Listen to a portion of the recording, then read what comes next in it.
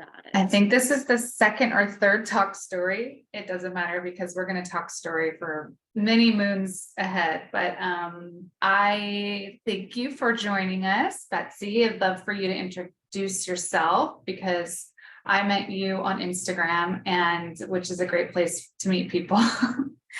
And because you're doing some really great things that I think a lot of people are mystified. They're like, how do you make bread from flour that isn't wheat?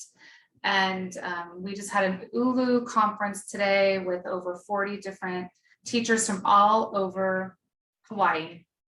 And I mentioned I mentioned about you today because a lot of them just couldn't believe that there's like someone that can make bread, sourdough bread, from just ulu and kalo and all these, other locally grown foods. So as you know, we import 100% of our wheat here, and we don't need to anymore because we can make bread. And you're doing it, and I just can't wait to hear all of your secrets. If you want, spill. If you don't, I understand, because bread making is definitely scientific, and you need, percentages and or cups and things that are, you try them over and over again. So I understand you don't have to give your secrets, but I'm sure everyone would love to hear.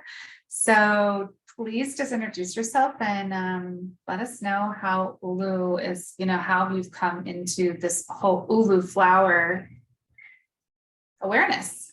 Right. Well, thank you, Bryn, for having me. Aloha. My name is Betsy Tranquilli. I live in Waimea on the Big Island of Hawaii, and I've been here for 18 years now. I'm a teacher full-time at Hawaii Preparatory Academy here in Waimea. I'm actually a physical education teacher.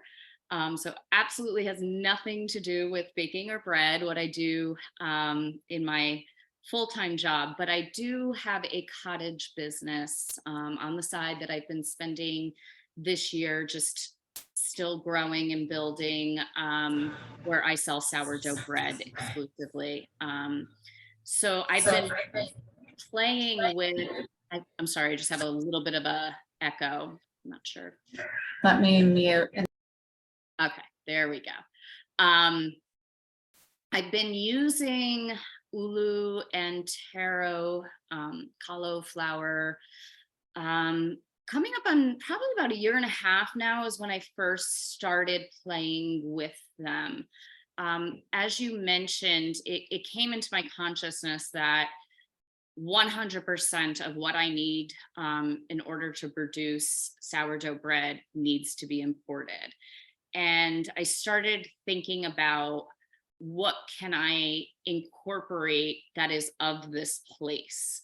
And I, honestly, because I'm not a gardener, I could kill a fake plant if you gave me the opportunity.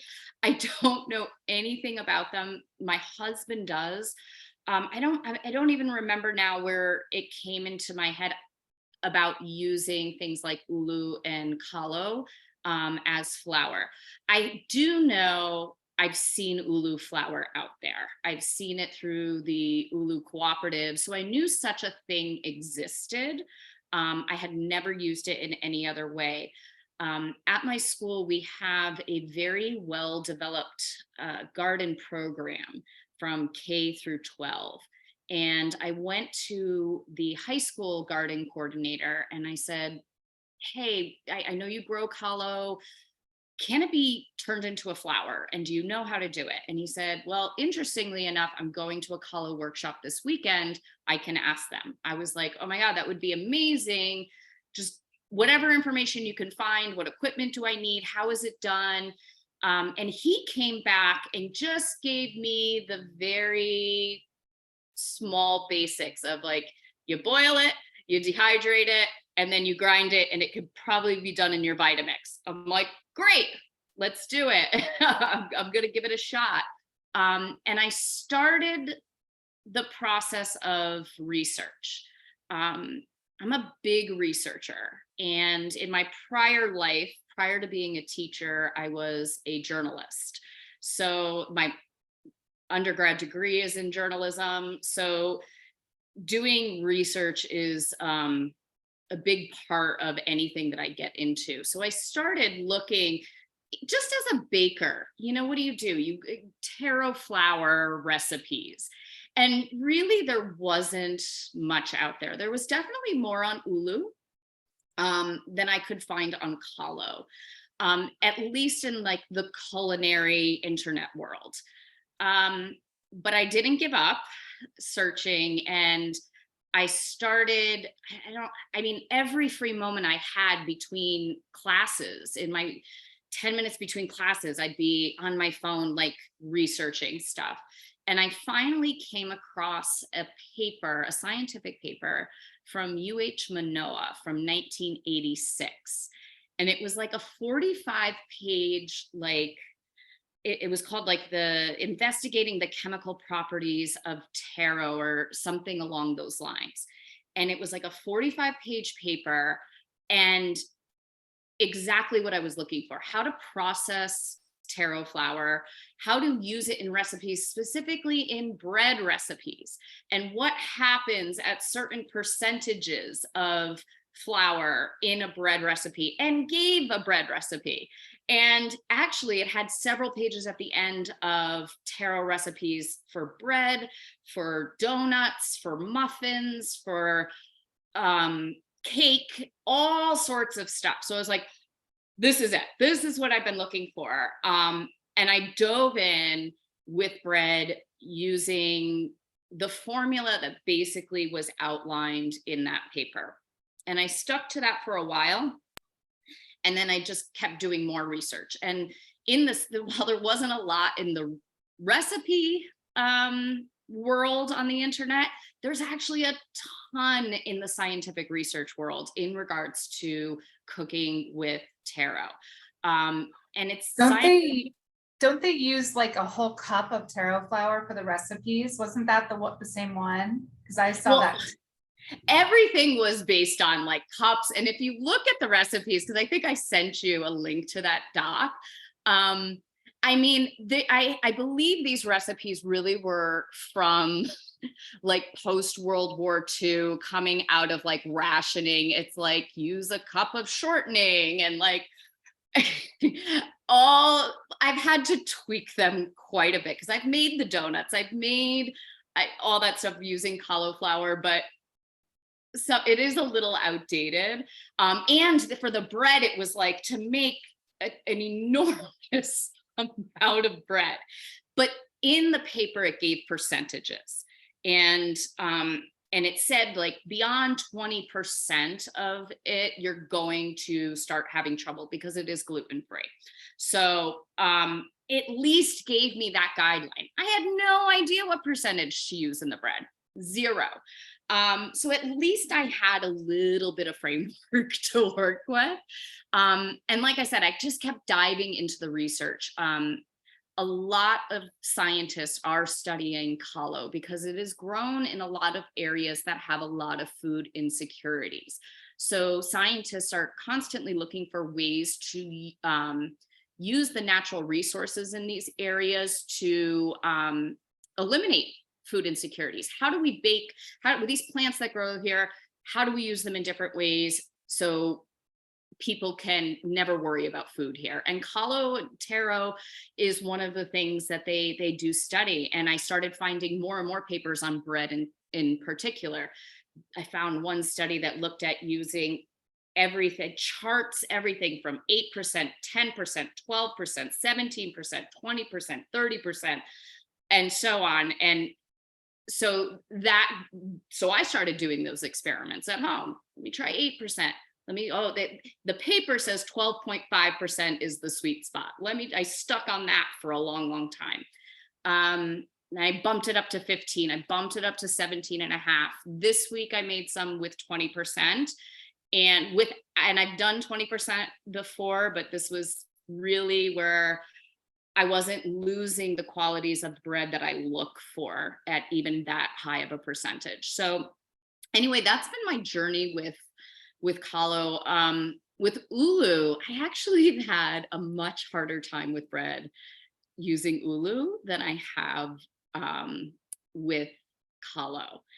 I make my own flours. I don't buy them. So we'll purchase ulu, we'll dehydrate it, and then I'll grind it either in the Vitamix or run it through I have a home mill for grains, run it through that. I do that same process for taro. I am so fortunate here. People know that I turn it into flour and they're very fascinated by this. So people gift me kalo constantly, buckets of it, like beautiful giant corms of kalo. I'm so lucky to have people that want to see me produce bread with it. It is my biggest seller. When I have kalo flour and I'm selling kalo bread, it sells out in 10 minutes when I do my pre-orders, gone. People are interested in it. I'm part of a bread community online, where there's 175,000 people from 100 different countries, and I'm a moderator of this sourdough group. And every time I do taro bread, I post it on there, and the feedback that I get is enormous. So I have people all over the world, in Thailand, the Caribbean, who have access to these things. They're like, how do you do this? How do you make flour? Did you just incorporate it mashed? What do you do? I have access to this. I want to do this. I never thought to use it this way. I have people on the mainland that don't have access to taro that will come here on vacation because they've seen my posts in this group about using cauliflower. Will come here on vacation and send me messages like, where can I find taro flour? I'm asking around. I don't know where. I think I just came to you recently. Like, I've got someone in Honolulu looking for it. I have been posting your website on this group constantly when people are asking me where they can find this flour. I'm like, check it out here. Check it out here. So the interest is worldwide. I know the interest is here, in Hawaii, but it can reach beyond that. And that's exciting. That's exciting. I'm excited about that because you're a moderator of how many? 175,000. Did you say that number? Yes. And so you've got some numbers there of, because when I first started, I was talking about to, the same probably UH professors saying, what's this all about? I want to make this for my kids at home, or my son at home and my family and friends. And they said, well, it's not really, it's more of just a fluke. It's not going to really, gluten-free isn't going to be a thing. And so you're going to need to do a lot of research on if the market if they even want it. And so, that's something that I just heard you say is like, people want it. And you have probably one of the, you're moderating over 175,000 people that have heard this, talk about it, or you just have that, your eyes on that. That's huge, because I've never heard of those numbers before in that, bread community. And I think you guys would know. You know what it is? Oh, now, and I do want to be clear. I had someone reach out to me the other day and say, a friend of mine wants to buy your taro bread. They have a wheat allergy. And I have to be very clear, my taro breads still have wheat in them. They are not gluten-free. They are not 100% cauliflower. I use up to 20%, but the rest I fill in with wheat flour. I do not do gluten-free bread. I would be fascinated for someone who does do that to see if they might need to use a mix of flours as well. I'm really not schooled enough on gluten-free sourdough baking enough to know really anything about it, to be honest with you. But I'm very fascinated to know if and how it can be used. I know how it can be used in my bread, but I do use with wheat. So I do want to be clear with that. I think there's a lot of people that are doing, they start that way. And honestly, gluten-free for me it's not, the goal. The goal is to just like not have anything that you can't eat. We want to, have this amazing digestive system that can kind of be indestructible, right? So I think though that there are some flours that I would love to give you some recipes of a gluten-free bread that I used to make, and it was with coconut flour, breadfruit flour, taro flour, and like either an almond flour or oat. So there's like a combination because there's that protein that's really needed to match with the high fiber. So, and then I've also realized is the starter. I used to make a starter with ulu, like a wild yeast starter with just ulu. And then I would put, kind of either brown rice flour as the feeder. And I would love to share that. I actually did I put it on an online workshop that I have to teach people how to do a wild yeast starter with ulu. So I can share that on this video at the end, because I think that's, the yeast is also really important, I believe, and especially if you can do wild yeast, because a lot of people that have gluten intolerances have an allergy or, they can't tolerate the refined yeast. Correct.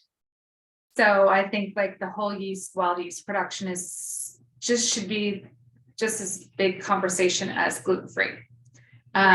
The fermentation of sourdough bread, there's a number of people who have gluten intolerances that find they can do sourdough bread that has wheat in it, and it's the long fermentation process. During that fermentation process, an enzyme is produced that pre-digests the phytic acid that's in the bread that makes it easier to digest. I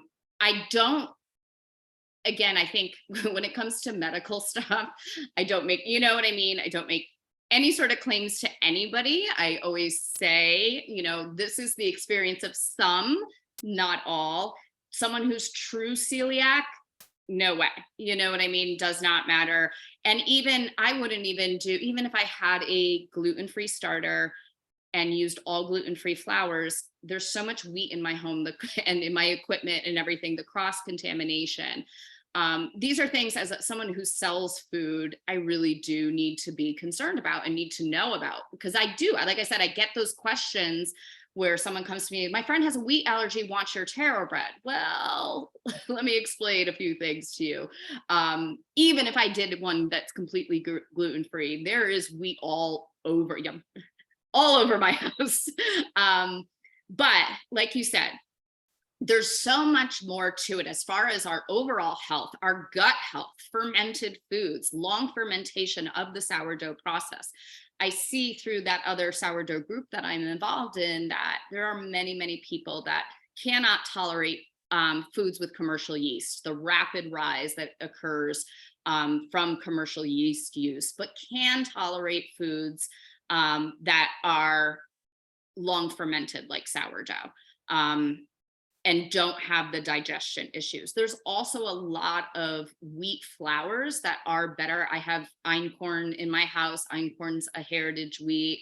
I have spelts. Einkorn really is a big one. It's really like the first wheat, and has not been genetically altered at all. So it has less chromosomes than modern day wheats, and people find to be very tolerated. They're able to tolerate einkorn very well. But like anything with the ulu, with the taro, with einkorn, because these are rare, they are pricier, right? They're pricier for me to get.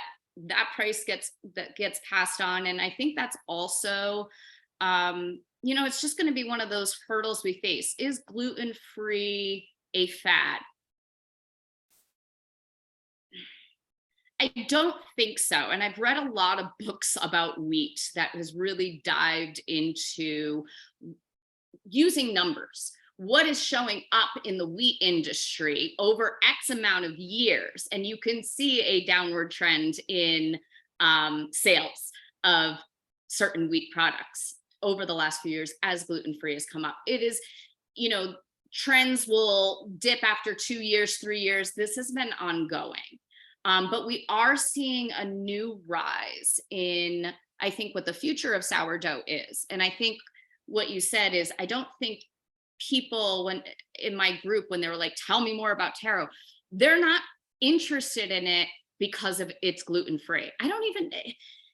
I do mention it because it's important to know how it acts in dough, but they're interested in it because it's different, because of the nutritional properties that it has, because it's a plant, and you know, to take something that's grown out of the ground and turn it into a flour, and you're able to do that in your house, like, what?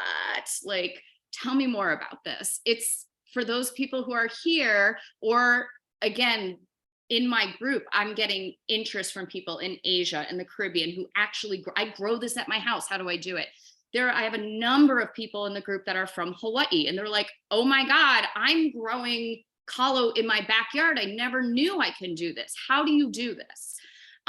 Tell me more about the process. So it's not the gluten-free thing. I think there's a sustainability aspect to it.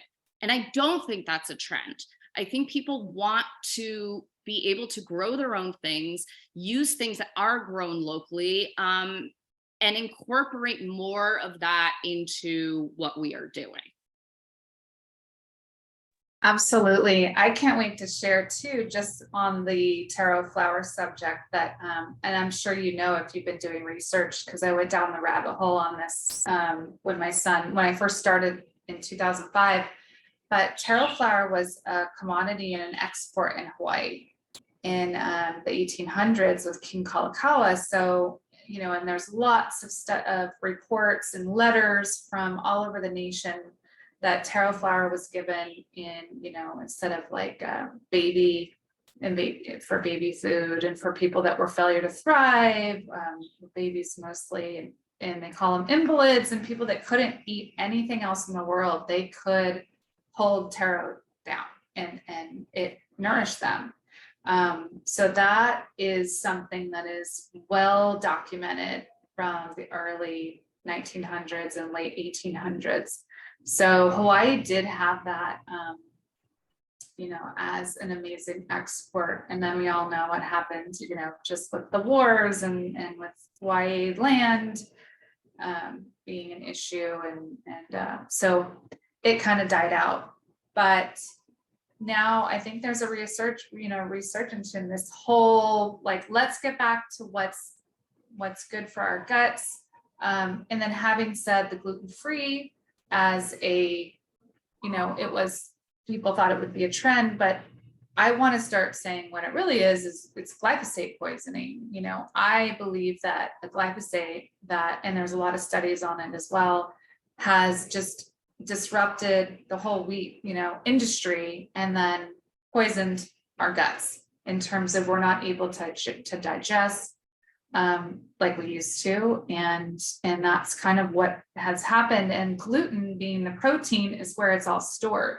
So they, you know, highlighted the gluten as the protein, where this is where all the problem is, but it wouldn't be the problem. It's not the plant's fault. You know, it's the glyphosate and the way that it's been farmed and the way that, you know, it's been stored. There's lots of mold when you put it in those huge silos. You know, that's just, it's for mass distribution, when we just need to bring back the locality and the regional production and the long fermentation and the wild yeast. This is what bread is. So I definitely believe that we should get back to eating wheat that you can eat, first of all, and especially the ancient varieties and the heirloom varieties, because they're not hybridized and they're not made to go into these mills that, you know, maybe the old mills would break because it was just too gummy. So that's really, I understand what you're saying, because when people would say, well, gluten-free is a fad, I'm like, I can't eat wheat right now, you know, until I can get the right wheat like you're doing. So I do think that that's a huge subject, and I'm a part of a lot of bread making forums as well. There's one in the UK that I love. And she I think it's called the Sourdough School. Are you familiar with that? Yes, I am. Yeah, I really like what she's doing. And she also tests people's gut. Have you seen that part where it really shows, yeah, there's a lot of testing going on to show, what's going on. So that's why I've gotten really into farming as well, because I actually was part of a heirloom grain, I guess, trial. So we grew incorn and some other heirloom grains in Wailua, on a farm in Wailua twice, and they came out great. I still have a bushel. Wait, let me go grab it. Hold on.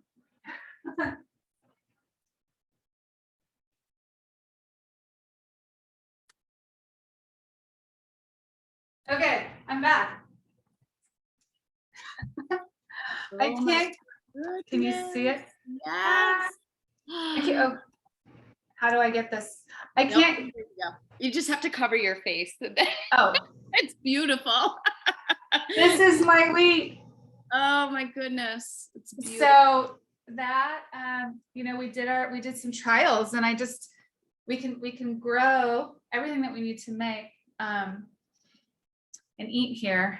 But I just think, yeah, that was a personal project for myself, because I wanted to be able to, heal my gut and show, I was talking to Dr. Shintani a few nights ago, because he was saying, every time I put my customers on wheat, they get better, or they feel good. And it's true. We cannot eat food that is nutrient void, and a lot of gluten-free has no vitamin B's, no fiber, folic acid, all of these things that we do need. So taro does have good vitamin B's, a lot of those nutrients.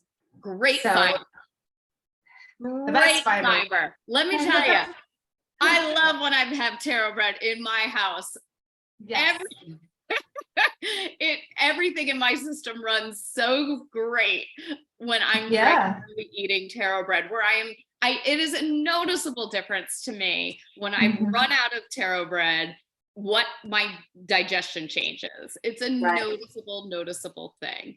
I want to, there's a lot of small mills when it comes to wheat.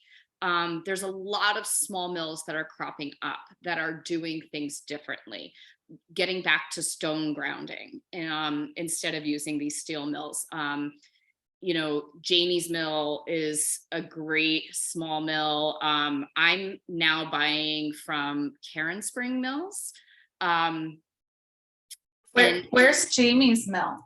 Janie, so I'm not positive, and I actually have never ordered from them, but I know several bakers on the mainland that do order them, and they're highly regarded and used. But I've been ordering from this bread flour from Karen Spring Mills, which I believe is out of Washington, and it's stone ground flour. This is where sourdough is going. The future of sourdough is whole grains. The future of sourdough is a different milling process. It's more back to stone ground grains. It is to the heritage grains. It is to the ancient grains. It is incorporating sprouted grains. This is the direction that we are going to see sourdough moving in the future. And there are a lot of bakers that have well-known bakers that are moving on from using white wheats and almost exclusively working with whole grains and these different grains. And that's exciting. And I'm seeing that direction where it's going. I think things like taro and ulu can and should play a role in that. The nutrition fact, because that's what it comes down to, is and that's what millers are looking into.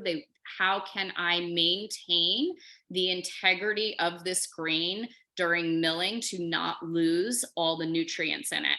And they're dedicating their lives, moving from general mills to go work at these smaller mills to continue to improve how the grains are milled to better maintain the integrity of the bran and the endosperm and everything else, to hold on to as much of the nutrients as possible and still perform well. But again, I was at King Arthur Bakery this summer, and I was asking them if they see a future where they will move into more heritage grains and things like that. And they were like, the money's not there. The money's not there. And that might be, and that's part of the issue with things like heritage grains, right? You get less of a yield from them than you do some of the more modern grains. So big companies like a King Arthur, which is one of the largest producers of commercial and home flours in the United States, they're not getting as much bang for their buck to move in that direction. But there are many, many, many small mills that are. And, I have all these are grains that I purchase, and I have a home mill, and I do it with Ulu, I do it with Taro, and I just mill my own, which is actually the much cheaper option for me. I would love to use more of these grains. I mean, I'm so committed to this one particular flour that I'm getting from this small mill in Washington, but I'm paying $5 a pound for it, which is a big investment for a home baker. It would be a big investment for a commercial baker. Right.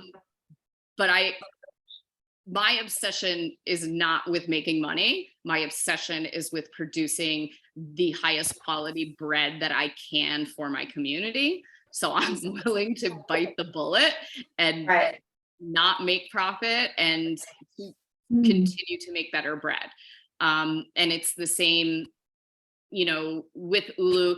Are the properties of these breads as great as the mouth feel or the texture, or the crumb and all of that? Is it going to be the same as if I were using a bread flour, an entirely white bread flour? No. But you have to educate people on that. So what you're going to find with taro flour in a sourdough bread, it's a soft bread.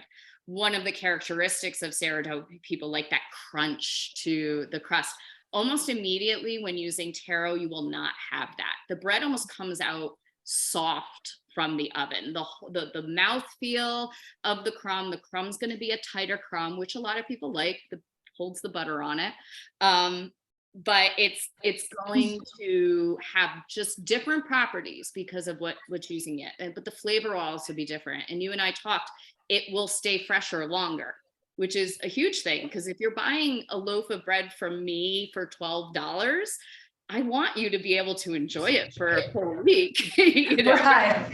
I mean, hopefully you're eating it in a day or two. They don't last long in my house, but that aspect to it is also, I think, a really important quality. Like, you're the freshness of this bread is going to be more than modern wheats, or a full percentage of modern wheats, I should say. So how do you feel about the moisture? Because it soaks up so much, and that's probably why it stays so soft, right? Probably. It's like a sponge. You asked if I would bake a sponge. You asked if I would give some of my tips and tricks. Yes. I just did one this week where I used 20% cauliflower. And this one was interesting. I had a little trouble milling this flour. And what I've come to find, the beautiful thing on the Big Island, the exposure to the different varieties of kalo. There are so many different varieties, and I had no idea. And each one of them has their own, the way that the corn looks when you cut it will look different. When you dehydrate it, the coloring on the different varieties will really come through, where I might not notice when I throw it into the dehydrator, I take it out and there's just this rainbow of different depths of color from the mixture of the different varieties that were in the box that were gifted to me. Some of them are sweeter, some of them are stickier. This one that was just given to me, I couldn't run it through my mill. It kept jamming my mill and this was after dehydrating it. And I think it must have been a wetland, sticky, sweet variety. I had to run it through my Vitamix a whole bunch of times to get it used. And even the bread itself was, I don't want to call it sticky. It was not sticky, but like the texture of it was different than other Calo varieties that I've used. So there are those aspects of it too, which is the fun part. There's only been one variety of Calo that I haven't liked for bread, and it's the Chinese variety. And I don't know. Yeah, someone gifted me that, and it's the only variety that I've turned into flour that the flavor of it it almost like left an aftertaste to the bread that wasn't a personal favorite. So I'm sure there's better ways to use it than maybe flour. Chips. They usually use that for chips. Okay. Yeah. And supposedly it's less acrid or less calcium oxalates than normal, than other varieties, and the color is more white.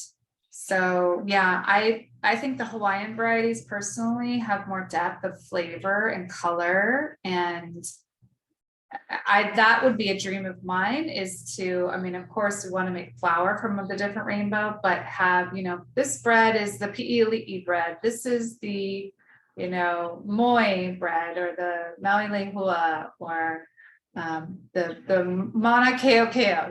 There's so many different varieties. There's, yellow, orange, pink, purple. That's what's so fun. And that's where I really want to go in the future, is just talking about the varieties. So thank you for bringing that up, because that also brings in this biodiversity, which is what we need for sustainability and for growing and, keeping our lands just free from a lot of issues. It's the answer is a lot of biodiversity and regenerative agriculture. So we can't just keep, putting one kind of flour, one kind of wheat in the ground, one kind of, rice. There's just a rainbow of varieties in plants. So I think that's where, where I think too, with like a collaboration rather than competition, if there's more of this bread making community in Hawaii, we can utilize the different varieties of all the different plants, from, rice, taro, breadfruit, wheat, and nobody will have the same bread. There's way too many varieties with a ratio that, someone can't copy. Yeah. You mentioned the absorption rate, and I didn't even get to that before I segued into varieties. Yes, the most recent one that I did was an 80% hydration loaf, which would be considered normally a very high hydration. I think I could have pushed it more. Absolutely. The panicky part for me with the hydration is Calo. I know this. I've used it so much. I know this about the flour. It absorbs it, but not right away. So an initial mix, every single time I make Calo bread, and on the initial mix, I want to throw it out. And I'm thinking, this is never going to come together. And with work and some rest periods are really important in sourdough baking, but the rest period is especially important, I think, in Calo bread, because I'll go back to it in an hour and all of a sudden it's like this stiff dough, and it's like, oh, there it is, so it's very high absorption rate because it is so fibrous. But if you try this at home, do know off the bat you're going to be like, this hydration is a little high. It's not going to be able to handle this. Dough will never come together. It will. Trust the Calo. It will come together. I have been lately using spelt flour a small percentage of spelt flour with kalo. Spelt flour is a much more extensible flour. Whereas because of the absorption of cauliflower, right, the dough can be a little stiff. So when you're working with it and you're handling it and doing folds and things like that, you're already dealing with a high, for me, a high percentage, 20% is a high percent in sourdough of gluten-free flour. Also, that's home milled, so it might not be quite as fine as your other flour. So you're tearing at what gluten that you already have. So as it gets stiffer, because it's absorbing so much of the water, you have to be very careful and gentle with how you handle this bread in order to really preserve the integrity of the gluten that you are using. So I've been using a little bit of spelt, and spelt flour on its own is a much more extensible flour. So it's going to lend a little bit more softness to the flour, where I can move it a little bit easier and do the folds and things like that because of the spelt flour in it. And all this stuff is just what I came to over time. I started with the science. And at some point in my journey, it dawned on me that this science that I've been hanging my hat on so closely, I'm 12.5%. That's what this chart said. That was the best amount of taro flour before you start losing the right properties of it. You get the most rise out of it this way. I'm sticking to 12.5%. It dawned on me, all these papers were using commercial yeast. And as my knowledge and skill level in sourdough grew, I moved away from what the science was telling me and applied what I know about sourdough science to the bread, which is why I'm now comfortably using 20% and would like to keep going further, because I have a better knowledge and mind frame of, like I said, adding a little spelt. I would not have known that, a year and a half ago. But, the longer I'm in this game, I can use my knowledge of sourdough, temperature, water, different types of flour, different folding methods, different water inclusion methods, all of that to produce the best, get the most out of the taro that I possibly can, which is always the most important thing to me. With ulu, I've had a very hard time. When I first did ulu, there was someone at a farmer's market here in Waimea that was selling ulu bread, and they left the island, but their son stayed here. And I said to my husband, I was like, when you go to the farmer's market, ask him how they did their ulu bread. I got this ulu, I'm making flour, how do they do it? And he came back with 30% up the hydration. That's all I had to go on. That was all, 30% ulu and up the hydration. And it was a disaster, an absolute disaster. And I was just so determined to figure it out, and got close. And again, walked away from it for a little while, continued to improve my knowledge and skill of sourdough in general, came back to it. And what I started doing with ulu is I don't do it the same way. I don't use ulu flour the same way that I use cauliflower. I treat cauliflower as a flour in the dough. I use it as my percentage. So 20% cauliflower, 5% spelt, 10% of the whole wheat, and 60% of organic AP, whatever it is. It is part of my total percentage of flour. I do not do that with ulu. I actually will make the flour and use it as a soaker. So kind of the same way that I would do with polenta or cornmeal, where I take the flour and I scald it with boiling water at a 2-to-1 ratio. And again, ulu, what does it do? It absorbs, right? It really does soak up a lot of liquid. And then I mix that into my dough as an inclusion, not as a percentage of the flour. My experience is when I use it as a percentage of the flour, I cannot get the bulk fermentation timing right.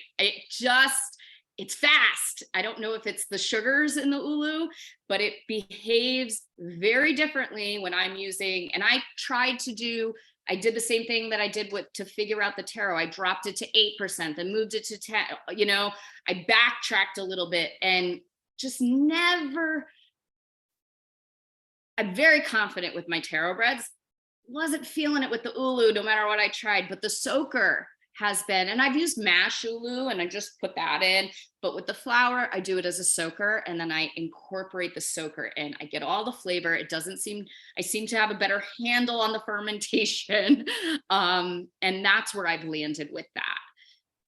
I've seen, and I'm happy to share this because, and I don't want to call anyone out, but I've had ulu breads, sourdough breads, and where it's just like chunks of ulu in the bread. And it's like, I love wanting to use it. I love that. We should be using it. We should be incorporating these local plants. But I don't want to turn people off from it either, because that's not an enjoyable mouth experience to have chunks of like uncooked ulu in there.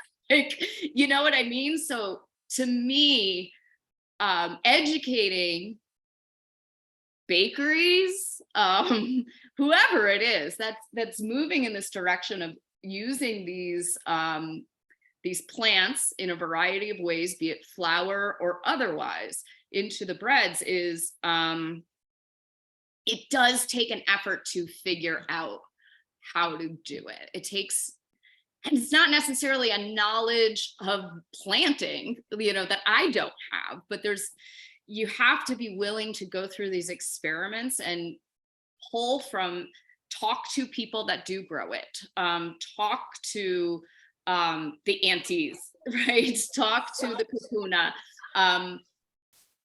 pull in your own knowledge in baking experience, use the science, and experiment and play with all of these things, and then pass it on. Right. And then pass it on, because this initiative of 30 by 30, not only do we need access to these flowers, and I so admire your work that you're doing to create these centers on all these islands where it can be readily processed into flowers, that's going to get it out into the community more. But we need education.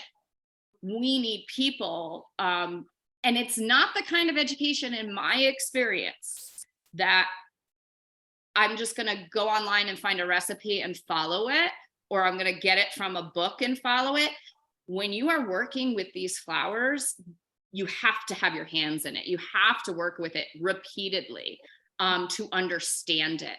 And especially when you're dealing with things that are all different varieties. There's so many different, like we mentioned. Okay, so to me, you need somebody there educating, hands-on. This is how we do it. Like, ask me questions. Like, let's get our hands into it. And the third thing I think that we need to be successful in this initiative goes back to education and the kids and the teachers, and bringing the gardens or classrooms are becoming just a normal thing now at a lot of schools, and sustainability and Hawaiiana and all of these things are really high value in schools right now. And you cannot talk sustainability without talking about food. You cannot. I know my school, sustainability is the center of everything that we do. And we have garden programs, but it's like, where's the food sustainability course? Where that food sciences, food sustainability, like we cannot talk about this topic and be a leader as an educational institution without talking about food, and how it's great that you're growing it. How do you use it? How do you use it? How do you preserve it? How do you preserve it? How do you use it? And passing on that knowledge. So it starts with our youth. I did a project, I think I told you, a student, we have a capstone program at our school where students in 5th grade, 8th grade, and 12th grade do a year-long research project independent of their choosing. And a fifth grader this year did hers on cooking and baking with canoe plants. And I was able to be a mentor for her. And we did a science experiment where we fed starter with ulu flour, and we fed starter with regular flour. And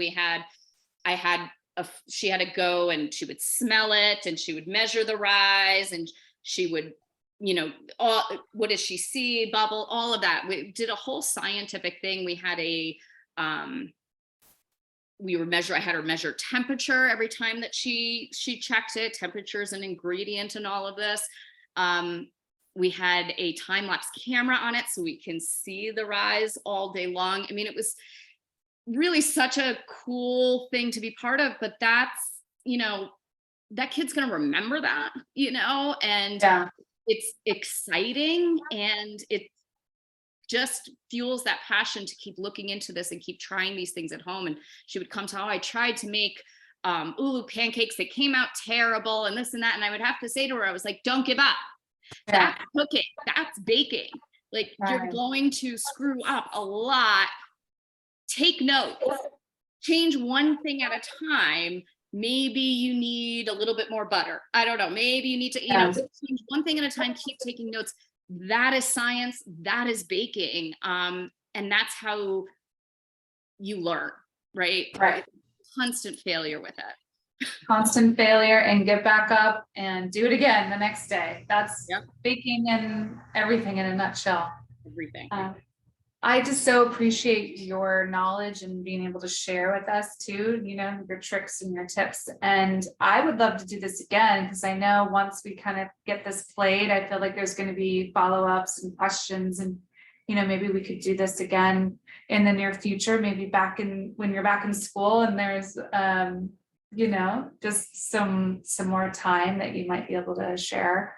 But there's a lot of exciting things coming up, and I so appreciate you reaching out to me and then being part of. I want to hear more about your 175,000 people that are in this bread community. I mean, that's a whole thing on its own that I would If there's love. any bakers out there on Facebook, the group's called Sourdough Geeks. And there's quite a few Hawaii people that I've connected with, and when I go to Oahu, I've made friends through that group, and I meet them out and bring bread. We talk story about bread, and it's a great community. Hawaii is involved with it, but there's bakers from all over the 100 countries participate in this group. So it's called Sourdough Geeks, if any of you are on Facebook.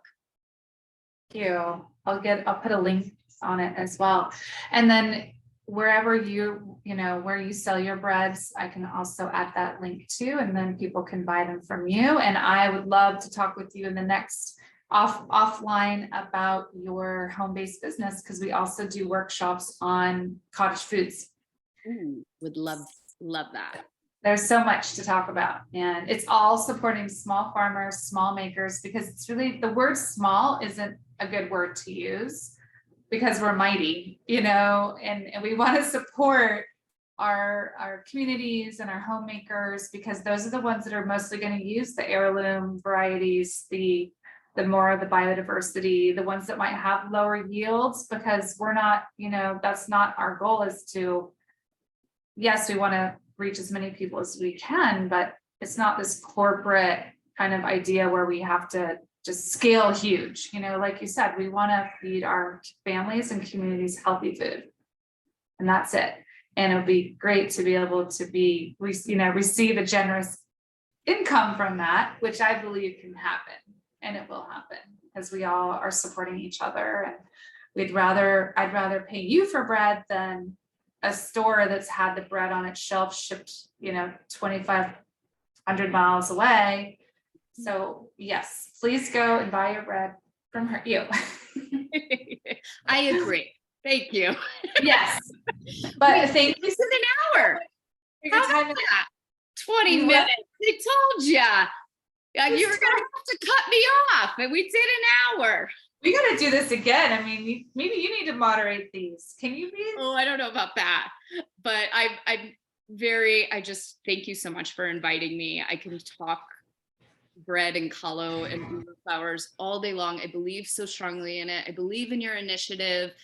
And I believe getting the word out about it is so important, because I know people would be 100% on board. And I get constant questions and comments from the community about, how do you make the flour? How do you Yeah. use the flour? They want to know, they want to do it. We just have to get those resources out to them, of how and where, and Yeah. it'll just keep building. I agree. And I would love to put a little challenge on your plate since you seem up for it. I challenge you, and you can challenge me too if you want with something, but I challenge you to try a recipe with all gluten-free flours. Oh boy. You're Well, like, I would have to I don't like start a gluten-free starter. oh, okay. So I have a little recipe that I'd love for you to try too. I'll send you the link on Okay. it and see what you think, because I use a little secret ingredient that Okay. I think has really helped. Like, coming back to what you said about the ulu, how it doesn't perform same, I use this special ingredient that I believe helps. Okay, you got to send it to me. I'm all for this. I have been avoiding this. It is so much just to get a handle on sourdough in general. I know. The rabbit hole of gluten-free, I have been keeping at an arm's distance. Oh, I got to make a whole new starter. There's all different, but for you, I will take on that challenge. Send me your thing. I will. But I'm a perfectionist, and so I'm not gonna be able to come back to you for a little while until I'm like, bam. I know. I'm And it proud doesn't of have this to one. be perfect, because us gluten-free people who eat gluten-free, people would say, oh, it tastes like a brick or a cardboard. And I'm like, I really like the taste. I'm not comparing it to wheat flour or white bread flour. I'm just saying I know it's nutritious and I can eat it and it doesn't hurt my stomach. So don't feel like you have to have all these perfectionist things, as long as it just, because it's like quick bread, there's no bubbles. It's just, it's like a quick bread. So anyway, not to, I'll take, you know what? This might just be, I listen to the universe, and this, like I said, I've been avoiding this for a long time, no matter how much I'm asked about it. So this is the push maybe I need, and I will take your challenge and I will report back to you in some time, but send me your materials. Okay, I will. But thank you so much. We'll put this out there, and I'm hoping we can talk again really soon. Absolutely. Keep me in the loop. Thank you so much. Thank you. Aloha. Aloha.